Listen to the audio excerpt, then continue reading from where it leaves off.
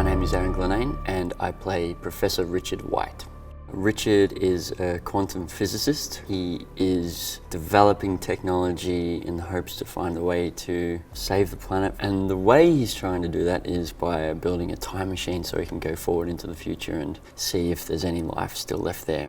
My favorite moment was when I just walked through that doorway there and saw this, because this is crazy. It's huge. I feel like I'm on a Transformers set or an X-Men set or something, and it really helps myself as an actor to buy into the world. I've been tasked with finding an alternative way to save the world and the sickness that's developed. So my idea is to travel forward in time.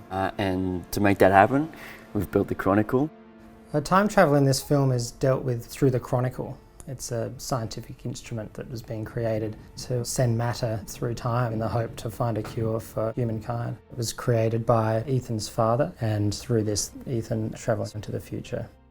When I read the script, there was a description that Seth had written about what the time machine was. It was described as a jet engine with structure. I think it was in bedrock, and the line was that Zeus himself couldn't pry this thing from its home. It's a line that you kind of write with this crazy abstract idea in your head, and then the biggest blessing on this movie is seeing those ideas being handed over to these incredible creatives that take that obtuse line and turn it into something crazily real. Jacinta started designing this time machine based off that line, and we brought a bunch of incredible concept artists on board. Matt Hatton actually did a pencil drawing for us of this crazy jet engine idea. And when we first saw it on paper, Jack and I just both looked at each other and went, oh my God, can we actually build that? Because if we can, I think we should. It's pretty cool. From there I started drawing some jet engines and putting it in bedrock, putting arms into it.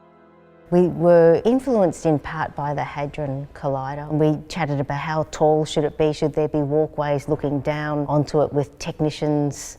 One of the things that Jacinta spent a lot of time doing for us in pre-production was designing a massive amount of visual references that really helped the crossover with visual effects when we got into post-production.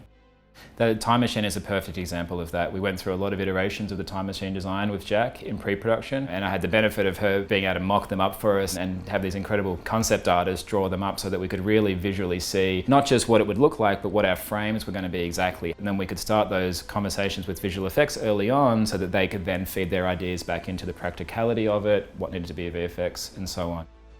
We have the great set of the Chronicle, but the actual moment of time travel when he's thrust forward, that needs some help. Electricity effects, the world sort of breaks apart and he thrusts forward into the future.